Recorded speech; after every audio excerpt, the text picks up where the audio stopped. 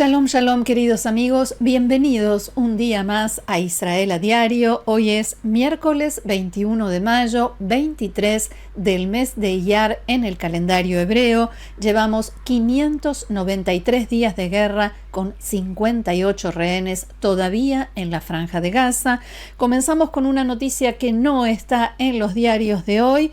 Un día más que empieza con la expresión "se permitió dar a conocer", y ya sabemos que eso significa que ha caído en combate un soldado israelí, el segundo desde que comenzó la operación Merkavot Gidon este fin de semana. Se trata del sargento Danilo Mocanu, de 20 años de edad, del batallón 82 de la 7ª Brigada Blindada, oriundo de Jolón. Según la investigación inicial de las Fuerzas de Defensa de Israel, el soldado murió en el derrumbe de un edificio por la detonación de un artefacto explosivo. Otro soldado sufrió heridas leves en el mismo incidente. Los dos habían entrado en un edificio de 4 plantas en Han Yunes, en la Franja de Gaza, que había sido revisado previamente para buscar explosivos. Sin embargo, cuando los dos soldados llegaron al 4º piso, fue activada una bomba y todo el piso se derrumbó. Danilo quedó atrapado entre los escombros y el operativo de rescate llevó muchas horas. Llevó mucho tiempo, en primer lugar, encontrar el cuerpo y luego fue rescatado recién a la madrugada, cuando el incidente tuvo lugar a mediodía. Y otra noticia que no está en los diarios de hoy y viene de la red estadounidense CNN. Aquí vemos cómo recogía la información esta mañana Ynet, el sitio web de noticias del diario Yediot Aharonot. Y dice que esta madrugada, hora de Israel, CNN informó, citando a varios funcionarios estadounidenses familiarizados con el tema, que hay nueva información de inteligencia obtenida por Estados Unidos que indica que Israel se está preparando para atacar instalaciones nucleares iraníes. El informe no aclara si los líderes israelíes ya tomaron la decisión de atacar, y dentro del gobierno estadounidense hay distintas opiniones sobre este punto. El reporte también cita una fuente que dijo que Israel no tiene los medios para destruir el programa nuclear iraní sin la ayuda de Estados Unidos. Sin embargo, Israel está dispuesto a actuar solo, dicen, si Washington negocia un mal acuerdo, algo inaceptable. Otra fuente dijo que cree que es más probable que las autoridades israelíes decidan atacar si creen que Trump está a punto de cerrar un mal acuerdo. Este reporte de CNN se produce después de que el diario The New York Times informara el mes pasado que Trump rechazó un ataque contra el programa nuclear iraní que Israel había planeado y que requería el apoyo, la cooperación militar estadounidense. Los medios en Irán consideran hoy este informe como parte de la guerra psicológica contra el país y su postura en las negociaciones sobre el acuerdo nuclear. Y ahora sí, vamos a comenzar nuestra recorrida por los diarios y otros medios aquí en Israel. El diario Israel Hayom de hoy abre su edición con una imagen del jefe de Estado Mayor de las Fuerzas de Defensa de Israel, teniente general Eyal Zamir, junto a las tropas. El titular: acuerdo, o sea, cese de fuego y liberación de rehenes, acuerdo o atacaremos hasta definir. En la bajada, el diario amplía. La oficina del primer ministro anunció que los miembros de mayor rango de la delegación que representa a Israel en las negociaciones en Qatar recibieron la orden de regresar, al menos hasta que haya algún progreso en las negociaciones. siempre en base, por lo menos desde el lado de Israel, en base a la propuesta del enviado estadounidense Steve Witkoff. Continúan, dice el diario, los duros combates en la Franja de Gaza y citan a Zamir: ampliaremos la operación y tomaremos más territorio. Mientras tanto, la situación de los rehenes se agrava. Nueva información sobre el rehén Matan Zangauker indica que apenas puede ponerse de pie y se niega a comer o hablar. Vamos a ver entonces cada uno de estos temas tal como lo reflejan los medios y los diarios hoy aquí en Israel. Lo que vemos es un artículo que destaca hoy en el diario Israel Hayom, cuyo título es: el objetivo, tener bajo control la mayor parte de la Franja de Gaza en un plazo de 3 meses. Y se refiere a la operación militar actual, Merkavot Gidon, en cuyo marco, dice, operarán 5 brigadas de las Fuerzas de Defensa de Israel que dividirán la Franja de Gaza en varias partes. La población, según el informe, se trasladará hacia el norte. De acuerdo a cómo se desarrollan los acontecimientos, serán convocados más soldados reservistas. El diario también se refiere a la visita que hizo en la tarde de ayer el jefe del ejército, Eyal Zamir, a las tropas en la franja, donde habló con los soldados y después difundió la siguiente declaración.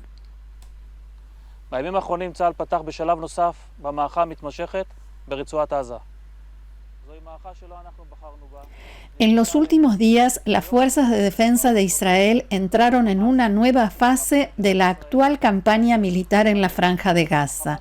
Esta no es una guerra que elegimos, nos fue impuesta el 7 de octubre, cuando Hamás atacó al Estado de Israel con una crueldad sin precedentes. Hamás se ha visto significativamente debilitado, pero lamentablemente el combate aún no ha terminado.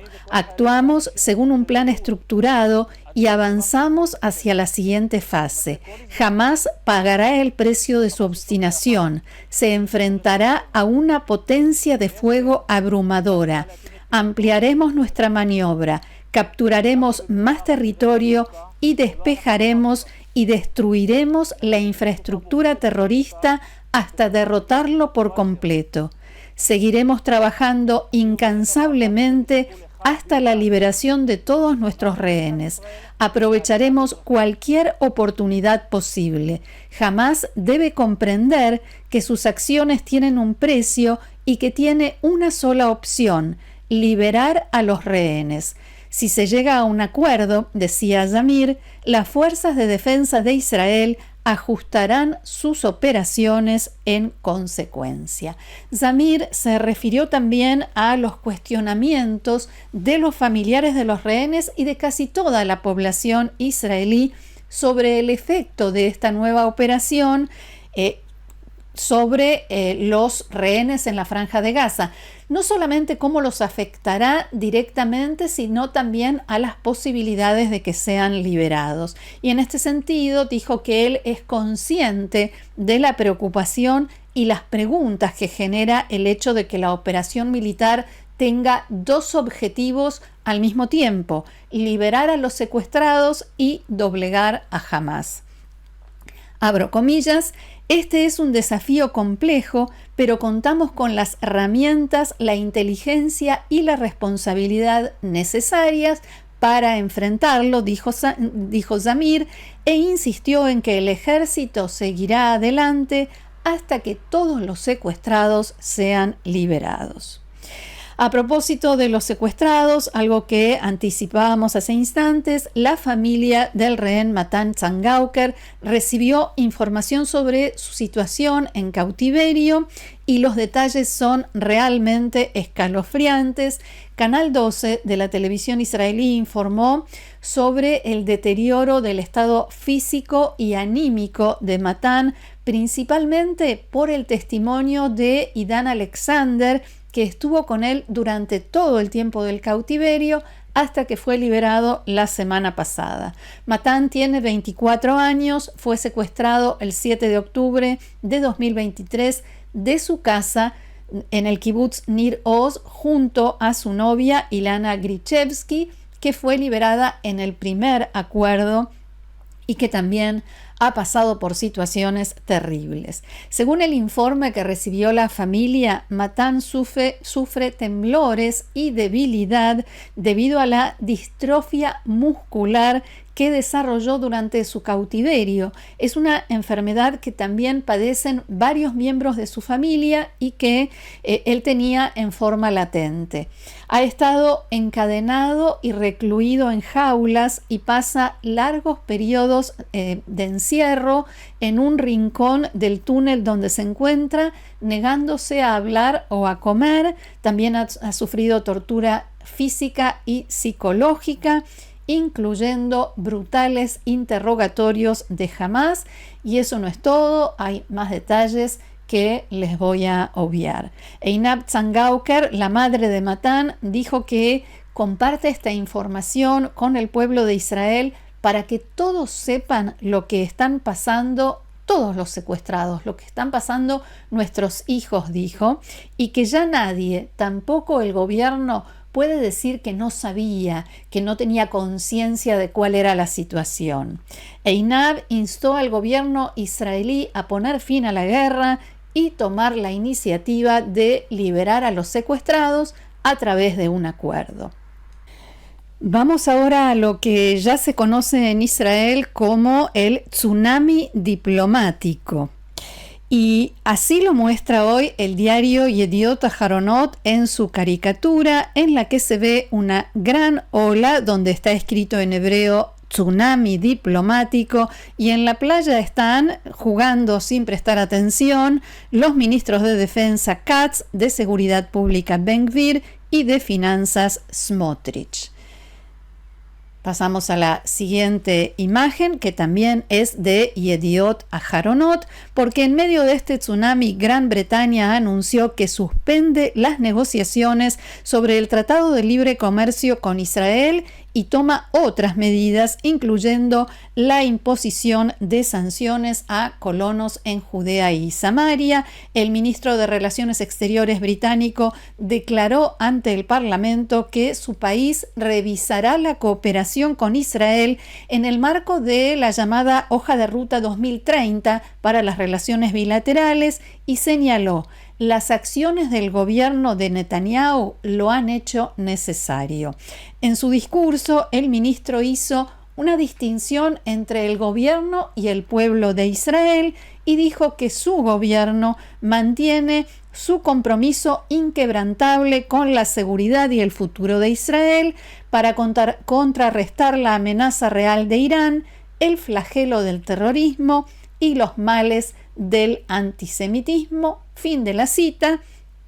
Pero, según este ministro británico, la conducción de la guerra en Gaza es lo que está perjudicando, dañando las relaciones bilaterales. También la embajadora de Israel ante el Reino Unido, Tzipi Hotobelli, fue convocada a la Cancillería para recibir una reprimenda, y esto se suma a otras expresiones de las que veníamos informando en los últimos días, como el comunicado conjunto de Gran Bretaña, Francia y Canadá, y el principal socio comercial de Israel, la Unión Europea, que acordó en las últimas horas revisar su acuerdo de cooperación bilateral. El ministro israelí de Relaciones Exteriores, Gideon Sa'ar, declaró que mantuvo conversaciones con sus homólogos de la Unión Europea para evitar una posible ruptura de la cooperación económica.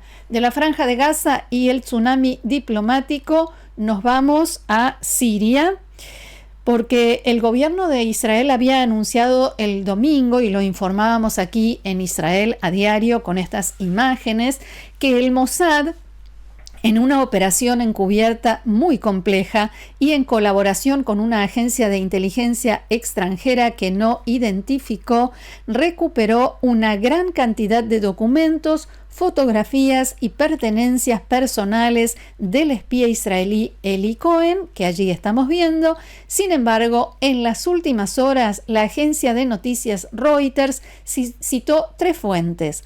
Una fuente de seguridad siria, un asesor del presidente sirio Ahmed Ashara y una persona, según dice el informe, familiarizada con las conversaciones extraoficiales entre los dos países, y estas fuentes, las 3, dicen que después de derrocar al expresidente Bashar al-Assad, los rebeldes sirios liderados por al-Julani o Ashara encontraron el expediente de Eli Cohen en un edificio de seguridad estatal, que Ashara se dio cuenta de la importancia del archivo de Eli Cohen para los israelíes y que su devolución podía constituir un gesto diplomático muy significativo.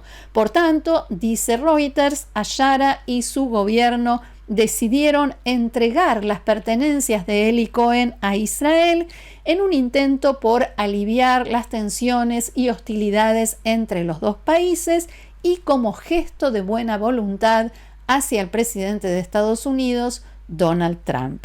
Hay que tener en cuenta, señala el informe, que para Ashara es de vital importancia poner fin a los ataques israelíes contra Siria y mejorar las relaciones con Estados Unidos y con Occidente en general, principalmente para poder comenzar la reconstrucción del país devastado por 14 años de guerra civil. Recordemos que Eli Cohen fue ahorcado en 1965 en Damasco después de que había logrado infiltrarse en los más altos niveles de la política siria. Es considerado un héroe en Israel y el espía más célebre del Mossad. El primer ministro Netanyahu describió a Eli Cohen a principios de esta semana como una leyenda y el mayor agente de inteligencia en la historia del Estado de Israel. El secretario de Estado estadounidense Marco Rubio también habló anoche sobre Siria y advirtió que el nuevo gobierno en ese país podría estar a semanas del colapso y de una nueva guerra civil de proporciones épicas, en sus palabras. El secretario de Estado hizo estas declaraciones en una audiencia en el Senado estadounidense y dijo que esta situación se debe principalmente al resurgimiento del grupo ISIS, el Estado Islámico, en zonas fuera del control del gobierno de Ashara, así como también a Irán. Y el diario Israel Hayom de hoy trae una extensa nota sobre la situación en Siria que titula Masacre fuera del alcance del radar, o sea, de la cual no se informa, y dice que mientras al-Julani o Ashara es recibido con honores en Occidente, en su país continúan los ataques contra alawitas, drusos, cristianos y otras minorías. También traen el testimonio de alguien a quien identifican solamente con la inicial de su nombre, Aleph en hebreo, una alawita que vive en Siria, que dice: nosotros vivimos una tragedia y la comunidad internacional guarda silencio. Hablamos de la comunidad alawita a la que pertenece también el expresidente Bashar al-Assad, la familia Assad, aunque según los testimonios, como decía, no son los únicos que se encuentran en esta situación. De Siria al Líbano, porque allí se produce hoy la visita del presidente de la Autoridad Palestina, Mahmoud Abbas, que según el diario saudita Sharq al-Awsat tendrá como principal tema en la agenda el desarme de los campos de refugiados palestinos en territorio libanés. La información fue confirmada por Ahmad Majdalani, miembro del comité ejecutivo de la OLP y que acompaña a Abbas en la visita. Un funcionario libanés citado por los medios locales dijo que se discutirá la extensión de la autoridad estatal a todo el territorio libanés. Dicho esto entre comillas, y eso incluye los campos de refugiados palestinos. ¿Qué significa esto?